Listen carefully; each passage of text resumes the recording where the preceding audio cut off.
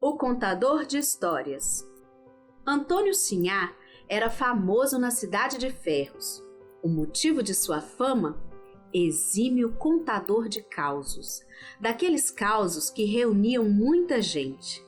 Nos tempos em que nem a televisão e nem a internet não seduziam como hoje, e quando as conversas nas portas das casas entre vizinhos até altas horas da noite, ou na beira das fogueiras das praças, eram a grande opção de entretenimento das pessoas, os contadores de histórias eram celebrados e muito populares, principalmente nas pequenas cidades e lugarejos, como era o caso de Ferros.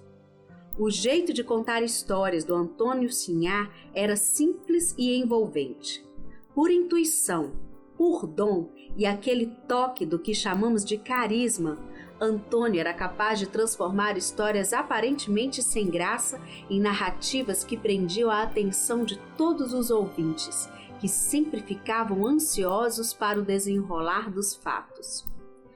O repertório do Antônio era vasto, ia de histórias de fantasmas a anedotas. Os sustos e as gargalhadas estavam sempre presentes.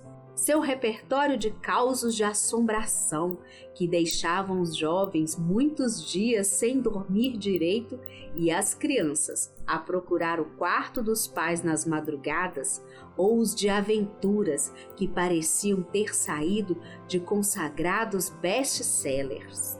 Não havia quem não parasse e não ficasse atento aos causos temperados com a magia e a criatividade que ele imprimia às sessões de contação de histórias. Ele era capaz de transportar seus ouvintes para outras dimensões e os fazer sentir parte da história que contasse.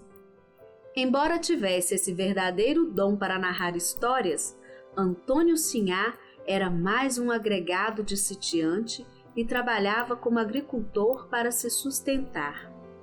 Era um autodidata na contação de histórias. Utilizava-se de recursos dramáticos sem nunca ter sido instruído para tal. Sua técnica para atrair a atenção dos espectadores era apuradíssima. Ao falar do mar, utilizava lenços para simular as ondas, impelindo navios contra rochas, tampas de panelas para simular o leme dos navios, caixas de fósforos cheias de areia para imitar o chocalho de cascavéis. O contador pedia aos ouvintes para fecharem os olhos e batucava nas mesas para imitar o trote de cavalos. Adaptava o tom da voz a cada personagem da história, dando vivacidade aos contos. Ah, como eu queria que seu Antônio Sinhá ainda estivesse entre nós para que eu o levasse à minha sala de aula. Meus alunos certamente ficariam encantados com aquele homem do campo que contava histórias como ninguém, que ao nos pedir para fechar os olhos, nos fazia sonhar, viajar por terras distantes, como se fôssemos personagens de seus contos. Que saudade daquelas rodas de histórias à beira das fogueiras, nos longínquos tempos de minha infância, quando eu nem sonhava em ser professora. Que saudades do seu Antônio Sinhá. Ele tinha as chaves dos portais da imaginação. Quando fecho os olhos e me lembro de suas histórias, ainda o encontro nos recantos mais escondidos das minhas lembranças, no fundo do meu coração.